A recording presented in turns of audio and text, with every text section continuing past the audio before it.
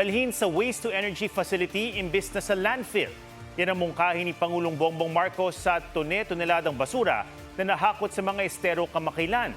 Tingin ng Pangulo dapat i-develop na ang pagdadala ng mga basura sa mga pasilidad kung saan pwede itong gamitin panggatong para makalikha ng kuryente.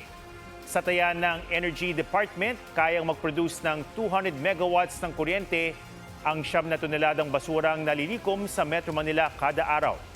Ang kuryenteng yan, pakikinabangan ng hanggang 200,000 tipikal na bahay.